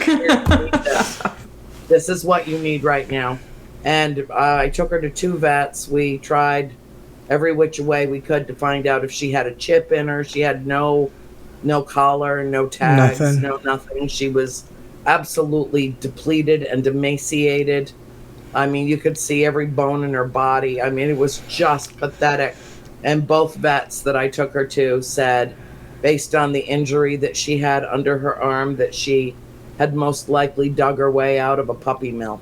Oh, God. That she had been force-bred on her first heat and had already weaned puppies and was not even a year old yet. Oh my God. She didn't know what a toy was the day that I grabbed her and brought her in the house. And I got her on the back porch feeding her little pieces of ribeye steak. And I walked in the house, and my sister Christine, who had been watching her zip, zip, zip, zip all over the yard for 2 days as I was trying to gain her trust and coerce her to come this way, little girl. I walked in the house with her in my arms, and she was already cuddled up against me like this. And I had held her for approximately 1 minute when I brought her into the parlor, and my mother and my sister were both sitting there, and Christine turned around and she's like, I cannot believe you caught that fucking dog. Right. I can't believe you caught that dog. And that's it. We're inseparable. And she saved me through, I think, what has been the most disturbing, the most difficult and disturbing period of my life in the last 5 years. Yeah. Yeah. She's so beautiful. Look at her. She is. She's so cute. Beautiful girl. She's so cute. When she gets excited and she cocks her ears, you're not old enough to remember the Flying Nun. But there was Sister Betrayal, the Flying Nun. I don't know if you ever... Yeah, I've heard of it. Yeah. The wind would catch them. And she has Sister Betrayal ears. And she's really excited. You know, you got some serious body heat going on here, chick. I'm sweating because of you. She's like, that's oven. Okay. My little oven. I know. Right. Yeah. Why don't you go back down here? And we're going to, all right. No, she's not leaving. She's not leaving. Hold on. I'm either having a hot flash or she just... She's a little toasty. Yeah. Yeah, there's that. But, you know, I know it probably might seem a little off topic for some people that watch this show, but everything is one thing, and everything is energy, and everything is consciousness. Yeah. That is the crux of existence. I agree. And so this conversation about how we interact with the animals that we are graced to share the earth with is just as important as anything else that we've discussed tonight. I agree. And I feel that if it prompts even one person watching to decide to open their home and go save a life, then it will have been a very valuable conversation indeed. I agree. I absolutely agree. I do want to ask you two things. One, what is your advice to people that are watching and that are listening that find they have moved into a home with paranormal activity and they've never experienced it before? What is your advice to folks that find themselves living in a house with ghosts, essentially? Embrace it. Unless you're actually enduring physical attacks or something so malignant or malicious that it poses a threat, and be careful how you perceive that. Yeah. You know, be careful how you label that, you know, before you make the decision that this is bad and has to go. First, consider at least the possibility that this is a gift being given to you. And I have often said, probably one of my most famous quotations, I don't even remember when I first wrote it or where it is, but it is as follows: to be touched by spirit is a blessing, not a curse. It is that rare glimpse into the realm from which we come and will inevitably return. Be not afraid. I love it.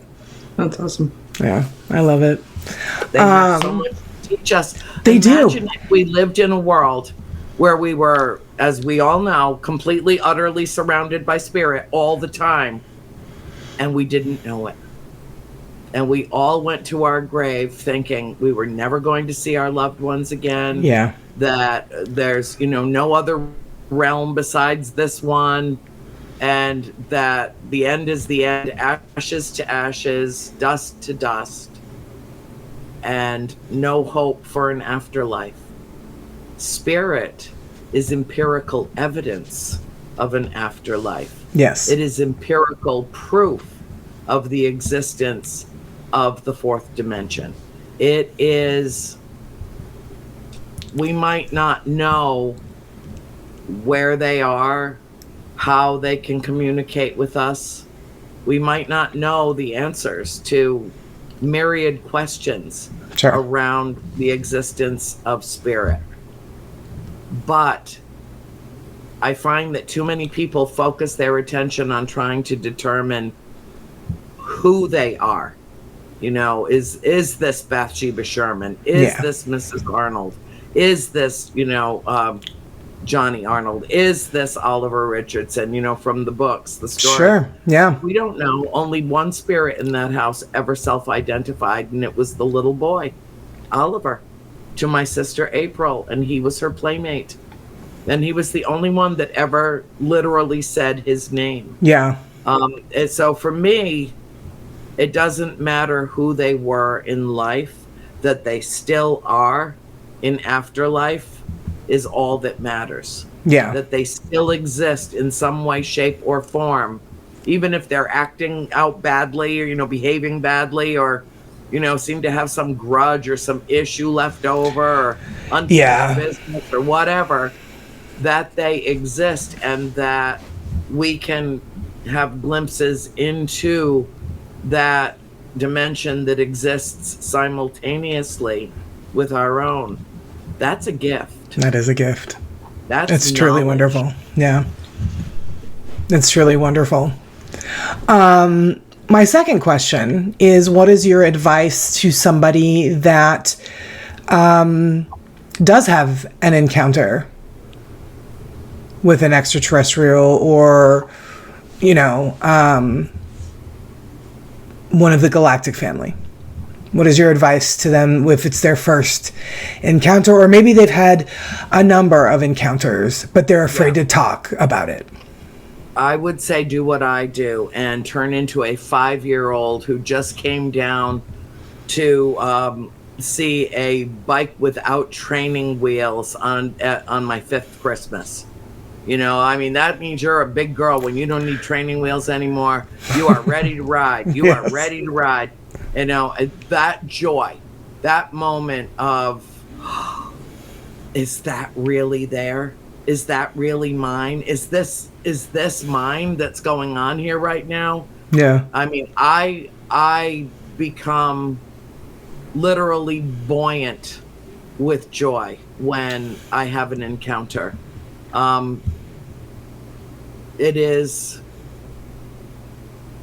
It reduces me to looking at the universe with the eyes of a child, the wonder. That's how the book got its name, a wonder to behold. Yeah. Think about as you're raising your own children and you saw them see something for the first time. Yeah. That just filled them with light and wonder and curiosity, and you could see the fascination behind their eyes. That you were just, she does that to me. She'll see something she's never seen before and she'll just turn and look at me like, did you see that? Oh my God, look at this. Oh my God. And she gets, even if it's the lizard she saw, the first lizard she saw in Florida. Yeah. Like, should I face it? Should I eat it? Right. Should I just watch it? What should I do? I'm like, okay, first of all, don't eat it. Don't eat it. Yes. Second of all, don't chase it because you're as fast as it is. So don't chase it because then you'll be tempted to eat it. And either situation won't end well for you, and it's just it's there's a learning curve. But my dogs used to eat the lizards. That moment of sheer just wonder. Yeah. And like a wonder that's unafraid. Exactly. Yeah. I've never felt any fear with the galactic family. Never. Not for a single moment have I felt fear. I have felt every other emotion around some of my encounters. Well, and every other emotion, including anger at myself for inadvertently ending an encounter too quickly. Really? That I wish I could go back and have more. Yeah, really have taken time with it. And I wrote about that in my book. That particular instant where I was literally in the presence of an extraterrestrial unlike anything I had ever seen before. I had no fear of him. Somehow I knew he was male. I had no fear of him, but I was getting what I call a download, just blasted with information to such an extent that I literally felt like my head was just going to rupture and explode. And I ended the discourse, and I wish I will draw my last breath wishing that I had spent more time with him. Wow. And he was absolutely beautiful. He was jet black, like, the color of our desk chairs, jet black. And had the face of in the shape of an egg, no protruding chin, just tiny little thin lips, and His eyes, he was part AI, part humanoid, part AI. And he had two laser red orb eyes that penetrated into me so deeply that I literally could not draw my stare away from his. And I had to end it because it was overwhelming to me. Wow. I took in as much as I could, and then it had to be over. And he came in between. He usurped and intercepted space in a Skype connection that I had going with a woman who had written a piece of music for me, and she was a contactee. I did not know it at the time. And he came, she was playing that piece of music for me that I had never heard before, and I knew every single note of it and was humming along. And then suddenly my whole screen, which had been working absolutely perfectly on, my big Mac, big, huge computer, new computer, all of a sudden I had like wavelength lines just running all across the whole screen. And I said, Susan, I'm losing you. And she didn't respond. She kept just playing the music. And then I said, Susan. And she turned around and looked at the screen and said, what is that? And I said, what do you see? And she said, I think I see the back of a head. And I said, I see the front. And that was it. She was gone and he was there. And all I heard was this like interesting tapping noise, this very unusual tapping noise. His head was down and he lifted his head up. He had like silver or platinum studs across the top of his head and then from side to side. And when the head lifted up, I saw the eyes and they locked into mine. I couldn't break the contact. I could not. I could not look away. I could not turn my head. And after several minutes of that, and the lights in the panels behind him were colors I had never seen before. Not in the spectrum of light that we have with the normal human eye. Just extraordinary colors. And I knew I was looking inside of a vessel. I knew I was. And that he was in that vessel. Yeah. And that he had literally come in between her and me on a Skype broadcast. Wow. And after a few minutes where it felt like my head was in a vacuum from the neck up and I couldn't even breathe properly anymore. Without even looking, I reached over and started fishing around for the mouse. And when I found it, I disconnected the call. Oh, wow. And I will always regret that. I will always regret that. And you haven't ever encountered him again? I got no way to call him back. Right. It's not like he email you his business card or anything. Yeah. Wow. But I didn't even know that race existed. I know about a number of extraterrestrial races that have visited the planet or are currently inhabiting the planet with us. But I had never seen even a drawing or an image or even a shadowy photograph of I don't think we've ever heard. Being. Yeah.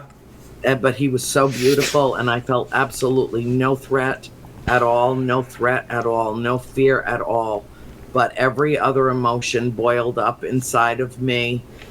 I just cried uncontrollably for about a half an hour. My mother saw him only briefly. She rounded the corner coming into the area where I was at the office desk, and she's like, "What is that?" And that was just as I was disconnecting the call. So she did get a brief glimpse of him. Of him. And it blew her away. And then Susan called me almost immediately And my mother answered the phone, and she said, Annie can't talk to you right now. She's hyperventilating. She's got to calm down. I'll have her call you back when she, gets herself under control, gets, composed. Yeah. Because I was an emotional basket case. I was laughing. I was crying. I was celebrating. I was just like, it was as though all my human emotions had been stuffed into a cage, and he turned the key and opened the door. Yeah. And everything came flooding out. It was a very significant moment. Yeah. Of the many experiences that I've had. It was a particularly significant one. And it was actually the incident that outed me in the field, because prior to that, nobody knew me for anything except being that ghost chick from the house up in Rhode Island. Yeah. And nobody knew what my whole secret life was about. And about a week after I had that close encounter, I granted an interview that was supposed to be based on my books and, the forthcoming film and all of that. Sure. And about 3/4 of the way through the interview, one of the two hosts of this show turned and suddenly said, "Have you ever had any extraterrestrial encounters?" And suddenly someone whose lips could not stop flapping went silent. And I just looked at her, and I had three 4D cameras on me from every direction. Yeah. And I looked around the room, and I looked at her, and I said, "I'll tell you, but you can't use this film footage." Yeah. And with that agreement, I told them what happened to me the week before. And about 6 months later, they sent me the finished piece. And the producer said, "Just watch it and, give us your permission to release it." And I said, "Well, I know what I said. I don't need to watch it I know what I said. I was there." Right. And she's like, "No, I really need you to watch it."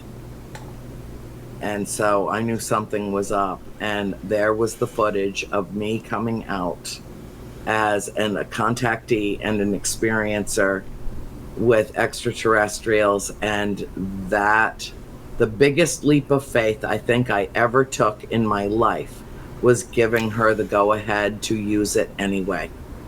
And that particular documentary went out all over the United States and Canada in a boxed set with the DVD of The Conjuring.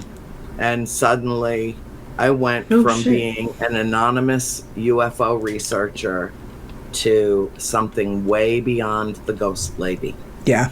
And I never looked back, and I have no regrets about that. That's wonderful. I had the opportunity to meet extraordinary people in my travels.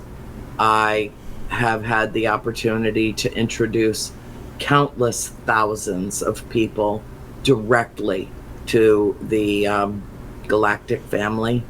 And when I go out and I sing to them, they for some reason, they have their favorite songs. And when I sing to them, they come. That's wonderful. And it's not that they come when called, they're already here. But Right. They make their presence known in remarkable ways. And it has changed everything in terms of not only people's perceptions of who I am and what I do, but I've had the privilege of opening minds in a way that I can't think of any other thing that I could do that would be more effective. Yeah. In terms of that, and so as far as I'm concerned, the lying liars who lie, i.e. the government, can change the name from UFO to UAP, which is unidentified aerial phenomenon. Yes. Like somehow that makes it more socially acceptable. I don't know. I agree with Laura. I will say it out loud. Fucking idiots.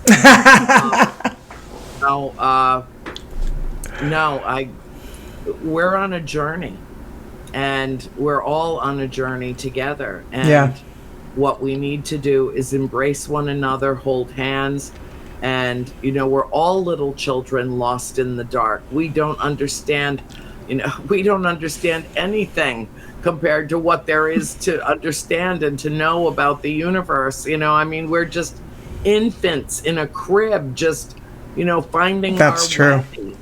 That's very true. So there are no experts in the paranormal. If anybody tells you they're an expert in this field, please feel free to turn around and run in the opposite direction away from them as fast as humanly possible. As fast as your little legs will take you. Yeah. Because not only are they lying to you, they're living in bad faith with themselves, if they can say that to you. Yeah. There are no experts in this field. If my family doesn't have all the answers, there ain't nobody on this planet that does. That's the truth. So that's the truth. Think it's important that we admit what we don't know, that we continue to be, those of us that are seers need to continue to be seekers and to do our best to lift others up and to guide them in whatever way they seek from us, to open their minds to the infinite possibilities which exist in an ever-expanding universe. And that's the truth. That is wonderful. That is so wonderful. Laura, do you have any questions for Andrea? I think not that she hasn't already answered. I know, right? Kind of, good. Just piping in about the kind of stuff that we were talking about. Yeah. Right on. Yeah. Well, it really has been a pleasure for me to spend these couple of hours with you two lovely ladies, and I will come back. I'll let everybody know when the book is republished. It good. Be very much longer. It's a tedious process, but it will be to my satisfaction when it's done. Good. And I'll post it everywhere. I've never sold it publicly. I never have. I was told to hold it in reserve and only to sell it to people who would, because it's really, really intense. And so I've just sold it over these last couple of years just to my own following of readers, kept it in the family, close to the vest. Yeah. But I'm ready to put it out worldwide. That's wonderful. I hope that it plays some part in,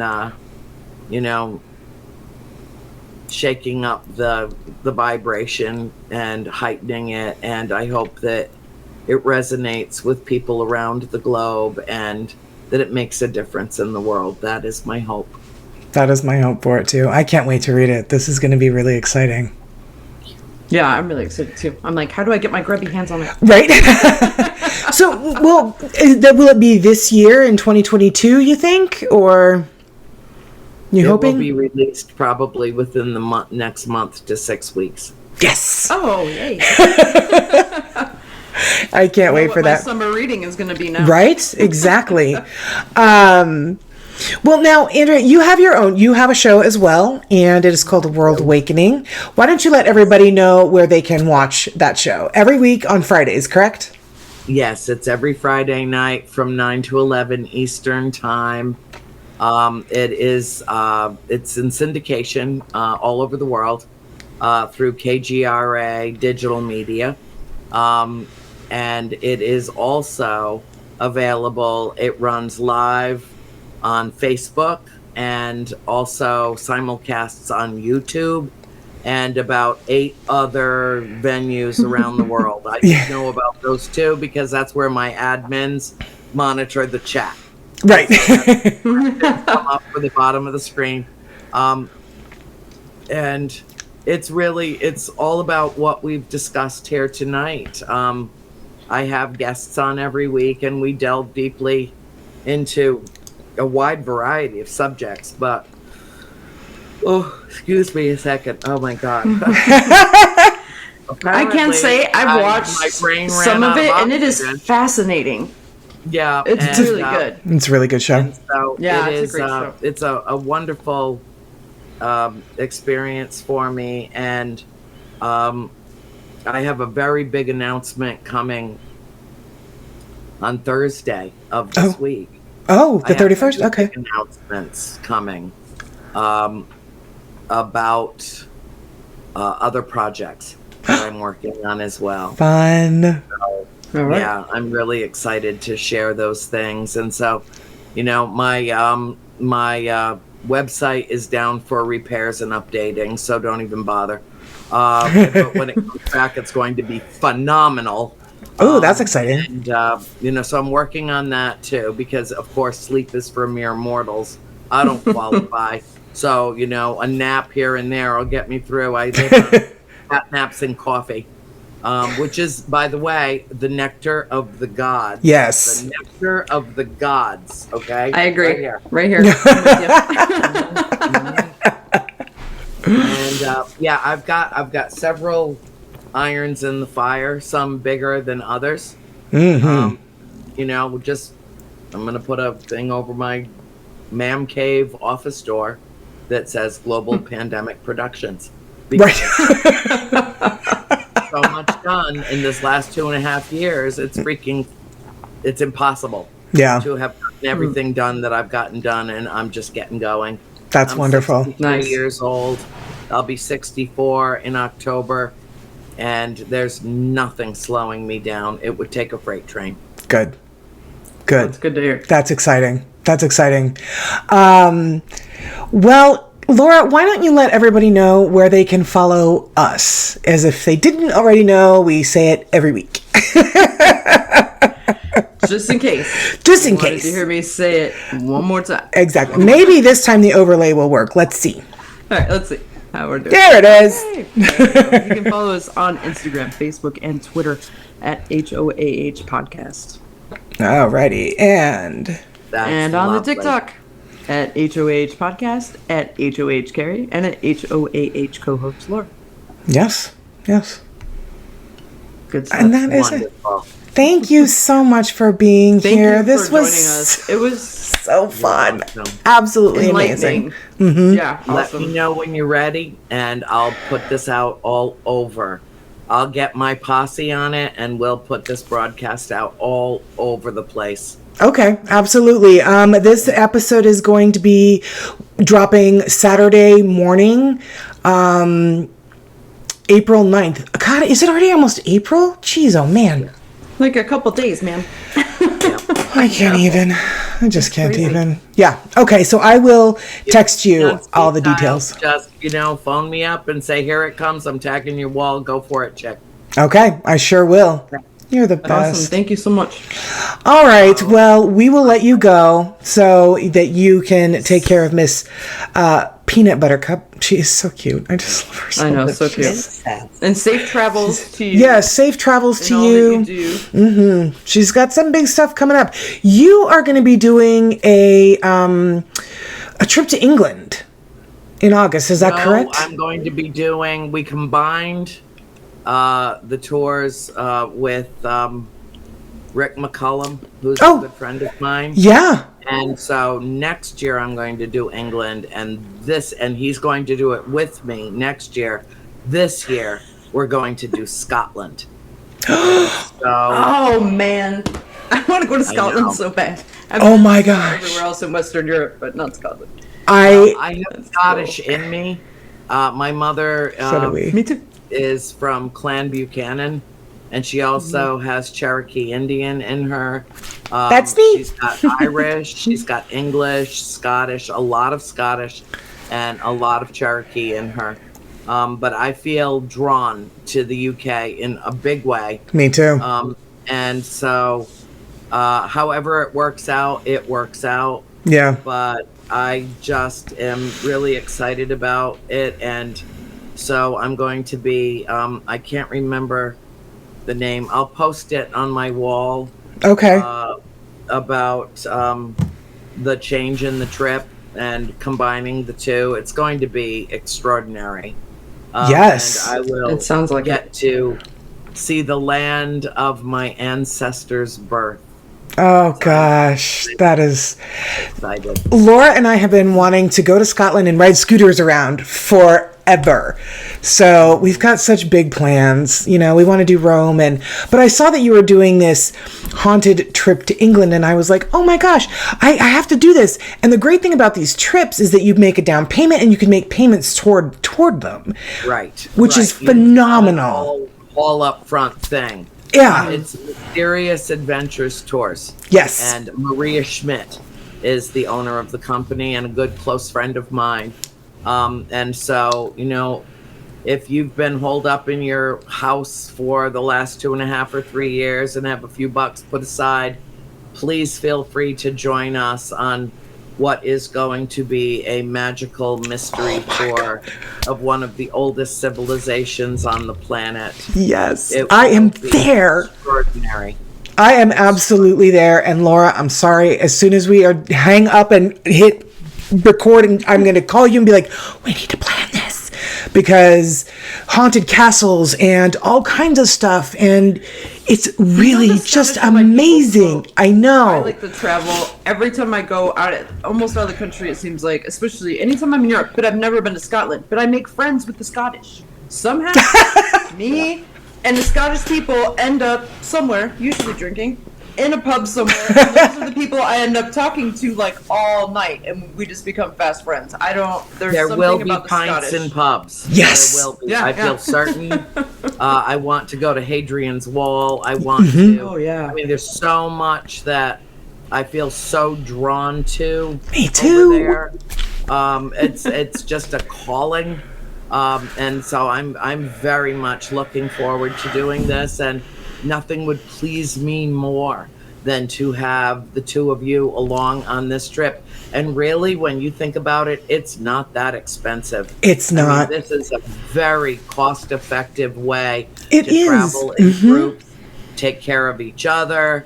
You've got a guided tour who is phenomenal. His name is Neil Story. I've heard of him. Cool. He's just great. So yeah, I would love to have both of you there with me. And oh, by the way, this little excursion is being filmed and a documentary will be made of it. So I would say move heaven and earth to come along and be a part of a history-making tour as we revisit the history of Scotland together. We got to do it. That would be amazing. You should have seen. Did you see Carrie's face? I was like, we're doing it. It's done. It's done. It's happening. She's just like, okay, we're done. Where do I sign? Decided. Just let us know as soon as. Girlfriends, I'm bringing my girlfriends. Yeah, this is great. Yes, it's going to be the best. So yeah, just let us know, post on your wall, and then we'll get coordinated. I think it's real. Again, you can make payments on it. You make a down payment, you pick your room, you do all of it. It's so affordable and cost effective. It's Maria super easy. Super easy. Mm-hmm. She'll walk you right through it. She will hold your hand right through it. And it'll be the experience of a lifetime. Yeah. And they have tons of different ones. Yeah, they have tons of different ones. Dave Schrader, I believe, is going to Egypt. He's taking a group to Egypt. Yeah, you can go to, you said it was Mysterious Adventures? Mysterious Adventures Tours, yeah. Yeah, go to their website and you can see all of the ones that they've got currently, the ones that are coming up. It's phenomenal, and I am super excited, and Laura and I are going to go right now and start planning.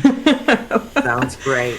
I'll hold you to it. Okay. Thrilled. Yay! I'm thrilled. And you have to sit with me. Absolutely. People carry your buses and stuff. Absolutely. Bring some recording equipment. Oh, 1,000%. The whole time. Exactly. have to ask me when I'm not recording. Right.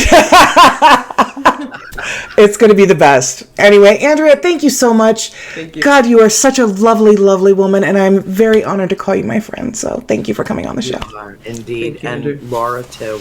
It's been a pleasure and a privilege to join you.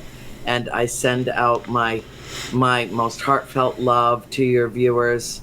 And I just want to leave everybody with one thought to end this broadcast.